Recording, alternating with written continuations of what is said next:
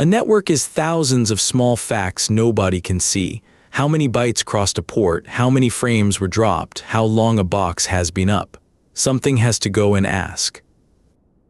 That asking is SNMP, and the thing being asked is every switch, router, printer, and power supply in the building.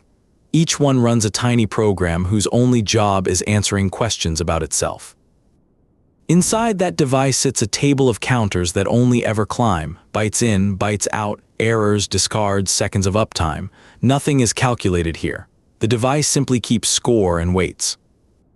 But a counter is useless if the two sides disagree about what it means. So both share a dictionary, a published list that maps a long number to a specific measurement, identically on every vendor's hardware. The point of all this is the picture at the end. The graph on someone's wall showing traffic, errors, and load over time. Every line on it is stitched from repeated identical questions. There is also a second channel. A device does not always have to wait to be asked. When something breaks, it can push an unsolicited message toward the station immediately. That message is called a trap. And here is the uncomfortable part, the credential. For years, a device proved a request was legitimate using nothing but a shared word sent in clear text across the wire. Anyone listening could read it. So we have a station that asks, devices that keep score, a shared dictionary, and a password anyone could overhear. Let us follow one pole all the way around and see what actually travels. The station works down a list of devices and sends one a small request. It is not a conversation, it is a questionnaire, naming precisely which counters it wants read back right now. On the switch, a small resident program handles it. This agent does no thinking and keeps no history. It exists purely to look up whatever value is asked for and hand it back. So it reaches into the counter table. Every interface on the box has its own row, and every row has been quietly incrementing since the moment the device was last powered on. What comes out is deliberately dull, a raw running total, 4 billion bytes received on port 3, 91 errors, uptime in hundredths of a second.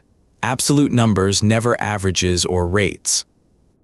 Each of those rows is addressed by a number from the shared dictionary, a dotted string that means the same thing everywhere. That is how a station reads hardware it has never met before. The agent answers with the value and forgets the whole exchange. No session is kept open, no state is stored. The device has no idea it is being monitored at all. The station stores that number with a timestamp, then asks again 5 minutes later. It subtracts the old total from the new one, divides by the gap, and plots the result. That subtraction is the whole trick. The device never reports a speed. The graph is entirely the difference between two boring totals, which is why a missed poll leaves a visible gap. Polling has an obvious blind spot. If a link dies 30 seconds after a poll, nobody knows for 4.5 minutes, so the device gets permission to speak first. The trap flies to the station unprompted, carrying what happened. A port went down, a fan failed, the box just rebooted. It arrives in seconds rather than at the next scheduled question. Now the awkward question, how does the switch know this request is allowed? In the first two versions, the answer was a single shared word traveling in clear text, called the community string. It was effectively a password with no encryption around it.